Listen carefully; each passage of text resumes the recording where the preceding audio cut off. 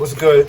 I'm doing an unboxing of a mini heat press, and I'm gonna tell you the purpose of it once we get into the video. But let's see what comes in it. I actually used to have an easy press. I lended it out to someone. I never got that back, so I decided that I wanted to purchase another one because they are very handy, especially when you're like pressing transfers, DTF transfers, super color especially. People always talking about that the heat press couldn't press the super color transfer. Okay, here goes one or two things that you could get.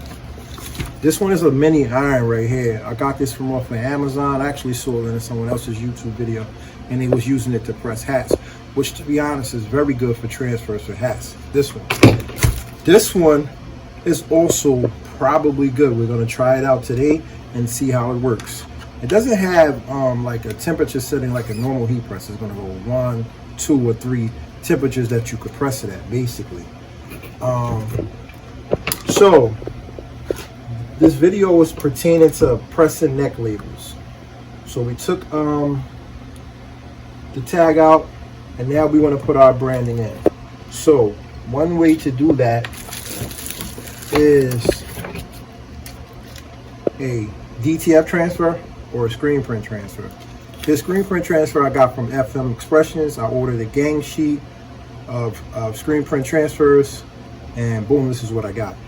I ordered this DTF transfer from Tar Designs. So what you would do is press it down, your heat press, and get the moisture out of your shirt, obviously. Another thing that's recommended for a screen print transfer is that they be light gray. Light gray is like the color to get you where you need to be. So this is light gray. So everything that's on here is the Watson instructions, the brand name, country of origin, and where it was printed at. We're gonna press this probably a couple times because it's a DTF transfer, and the heat press is really not hot enough. So what I'm gonna just turn up the pressing. I'm gonna let it press for 30 seconds. So y'all know this right here is just a generic G500 shirt. I'm gonna pre-press it. I got my heat press at 285. This is a Chinese press. That means the temperature is probably about 10 to 15 degrees higher. I am a professional, cheap using heat press type of dude. But however, I do have StarCraft press, and I paid about $900 for that. So that's a pretty good press, even though I probably paid too much because I could have got an auto order for that much from like China as well, for probably about $400 with shipping, to be honest. Could have got 2 press, a hat press and a... Anyway, let's press the screen printed tag from FMExpressions. We're not using the easy press. We're just going to use the regular press. But to be honest, we could use the easy press. Let's see how it's going to come out. We're just doing a test to be for real. And then I'm still going to press it with the heat press for the pressure, just to adhere it down. But I already had this heat press on. I got this on really like low to medium pressure because I really just use it for hats.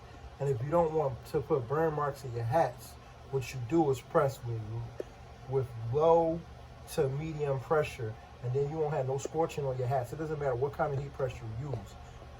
But if you find yourself in problems, you could buy the same foam that Star sells for their, magical $1,600 hat press, which is the combination of 2 good heat presses, even auto open. So I don't know if I'm going to justify that type of bread and spend that money. And so my company is making bandos, like, you feel me? I got to be making dumb bread to spend $1,700 on one machine. However, I know it will last for years. All right, so look, we're gonna, this joint should be ready to pull off. Like, nah. All right, we're gonna give it that good 10-second press to see how it works.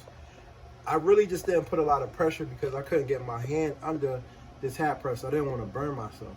However, I'm like a professional when it comes to doing these neck labels. I do so many at a time. Sometimes when I'm doing them for brands, I got so many random neck labels I could show y'all.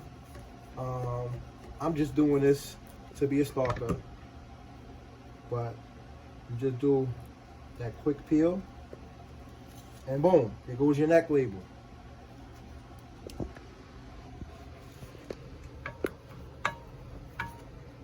I pressed it upside down, yo, for some reason. This is my old brand's name, but that's a neck label, screen printed transfer. Came out pretty good. These are dumb cheap. They only cost like, I would say you could get them for, you could probably get like 200 or 300 for under 30 bucks. The Sugahill again, man. Just wanted to show y'all how to press neck labels. All right, so we have to, this shit is mad crooked. I'm glad that this is my shirt. We're gonna take it off and we're gonna press it again just to give it that finishing press. I need Teflon. Boom. And it's in the shirt now. It's in there, bad boy. See, light gray is the screen print standard. See, it doesn't matter that it's DTF. You can't tell. This is screen print, this is DTF, but it all matches together. So when you put it in the shirt, everything is good.